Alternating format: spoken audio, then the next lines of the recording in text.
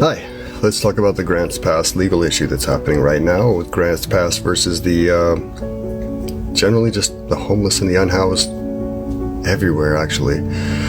So, what happened was a bunch of cities back a few years ago tried to create all these homeless bans where they were trying to drag people out from underneath overpasses and out of public parks. And the Ninth Circuit of Appeals said, you can't do that, it's unconstitutional. Now, the reason that it's unconstitutional is because, one, these are public spaces. Everybody has access to public spaces. Two, because of the fact that sleep is a life-sustaining action.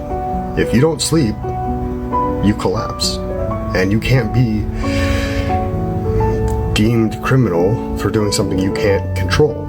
You literally will just collapse. Now, these cities and Grants Pass try to initiate fees and fines and jail time for people who were collapsing due to a lack of sleep. Now, the reason that Grants Pass and many other cities, most specifically here in my area in Pierce County and Southern King County, such as Burien, Tacoma, Lakewood, Puyallup, which is in my district, are trying to pass these court challenges is because of the fact that the law states that you can't drag somebody out of these public spaces unless they have an adequate alternative available. Now, places like Burien have just screwed that up royally. Tacoma has messed it up in the fact that they said it's not technically a ban because it's only 10 blocks, but then they lined up a bunch of zones of 10 blocks to encompass the entire business corridor of the downtown Tacoma area, whereas in Lakewood has tried to push it even a step farther and said that there is adequate shelters within 30 miles. Right before they passed it, they dropped that down to 15 miles. 15 miles. If there's adequate shelter, then they can't be sleeping in the parks. 30 miles, of course, would mean that instead of Lakewood, as long as there's a shelter bed available in Seattle, now because of the 15 miles, anywhere in Pierce County, then they don't have to offer a shelter bed. Now, in my county, in Pierce County, they've just reported that there are 990 shelter beds available throughout the entire county, which is a lot of cities. Now, mind you, some of these shelter beds are actually inappropriate for a lot of people, such as domestic violence shelter beds are not going to be appropriate for men campers, generally.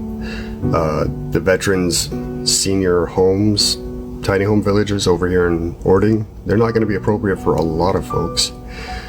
Children's shelters are not going to be appropriate for adults, but they're counting them all in mass. Now, on top of that, in my county, last year's point in time count, this year's point in time count is not available yet, but last year's point in time count said that there was around 2.5 thousand people, probably closer to 4.5 thousand, that's what the report said, homeless people, unhoused neighbors on any given night. So you can't fit 4,500 people in 900 beds. Now, I get it. These cities are having a hard time getting people into shelters, and they're having a hard time understanding the impact of these camps and such. But you can't tell somebody they have to go to a shelter and not have a shelter, and then get mad and put them in jail for collapsing on the street. That's just all there is to it.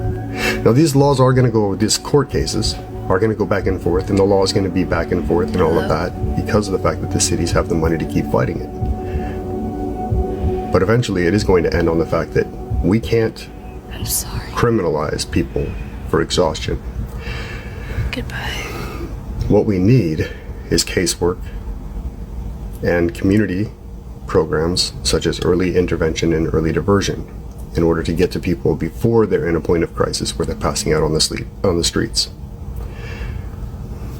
That's it. That's what it's going to come down to.